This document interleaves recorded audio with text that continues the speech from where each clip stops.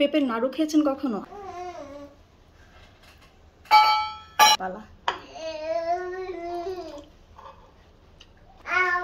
অনেক মজা হয়েছে। এটা আমাদের গাছের পেঁপে। তো আজকে হচ্ছে এই পেঁপেটা দিয়ে নাড়ু বানাবো।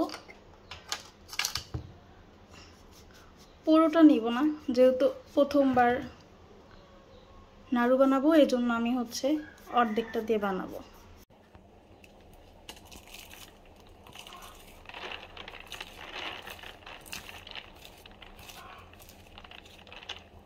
তো এখন হচ্ছে পিলার দিয়ে ছোলাটাকে ছিলে নিব সুন্দর করে।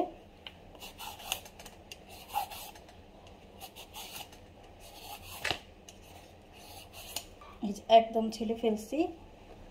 এবার হচ্ছে ভেজিটেবল গ্রেটার দিয়ে গ্রেট করে নেব।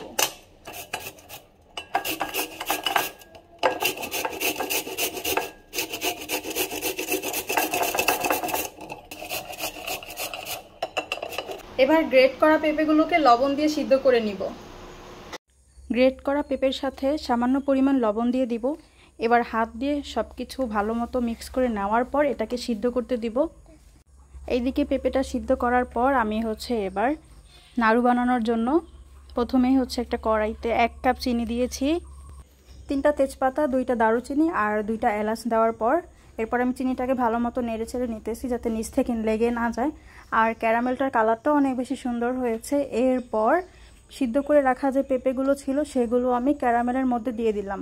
তো ক্যারামেল থেকে আর হচ্ছে পেঁপে থেকে পানি বের হয়েছে, সেই পানিগুলো শুকানোর পর আমি সামান্য পরিমাণ একটু তেল দিয়ে দিলাম। বাসায় যেহেতু ঘি ছিল না, এই জন্য ঘির পরিবর্তে তেল দিয়েছি। পেঁপের পানি শুকিয়ে একদম ভাজা ভাজা করে নেওয়ার পর আমি একটা প্লেটে উঠিয়ে নেওয়ার পর এর মধ্যে যে তেজপাতা দারুচিনি ছিল সেগুলো উঠিয়ে ফেললাম। পেঁপেগুলোকে 10 মিনিট আমি রেস্টে রেখেছিলাম, কারণ গরম অবস্থা নাড়ুটা হবে না এজন্য। তো ঠান্ডা হওয়ার পর আমি হচ্ছে এক এক করে নাড়ুগুলো বানিয়ে ফেললাম। দেখে মনে হচ্ছে না এটা পেঁপের নাড়ু, মনে হচ্ছে একদম নারিকেলের নাড়ু, কারণ নারিকেলের নাড়ুর কালারটা এরকম সুন্দর আসে। আর আলাদা করে কোনো ধরনের ফুড কালার আমি ইউজ করিনি এখানে, কারণ এটার কালারটা এত বেশি সুন্দর হয়েছে, এজন্য ফুড কালার ইউজ করতে হয়নি।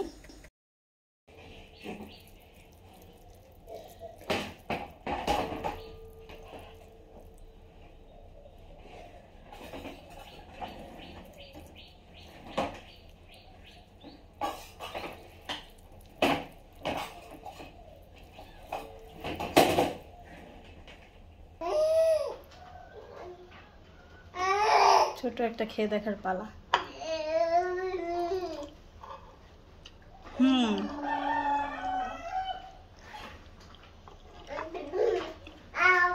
অনেক মজা হয়েছে।